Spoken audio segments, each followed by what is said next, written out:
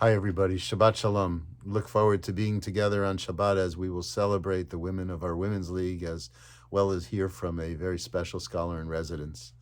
At this time, what I would like to do is to speak about a historical event that was commemorated yesterday, about the passage of a very important piece of legislation at the United Nations, and also our Torah reading. I'll try to do this quickly. For those of you who've been in services the last few weeks, you know the references. So yesterday, January 20th, marked the 80th anniversary of the Wannsee Conference.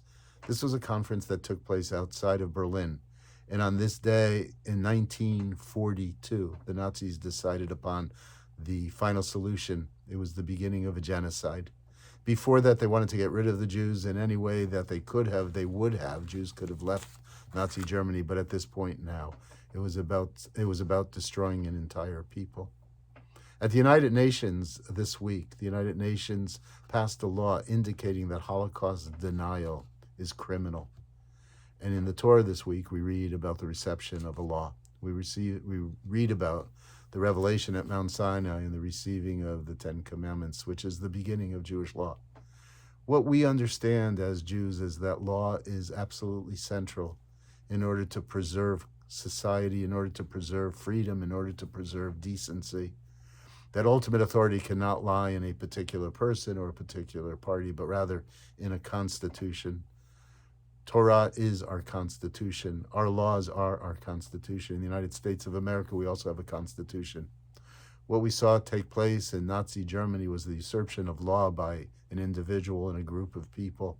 And so all of the institutions of democracy were broken down there before the beginning of genocide. We have to be very well aware of that, and we have to know it through history. And that is why the United Nations passed this resolution this week. And what a wonderful thing that it was. It was brought to the floor by Israel and Germany. It was supported by the United States and Russia. And its significance cannot be overstated. It is so very, very important. And finally, we know that we are a people who are rooted in the notion of one God who is a lawgiver, not one person with ultimate power. So these are really important issues, and it's interesting how there's a confluence between them on this Shabbat. I want to wish you a Shabbat Shalom. I hope that you have a good Shabbat. I wish you peace and the joy of Shabbat.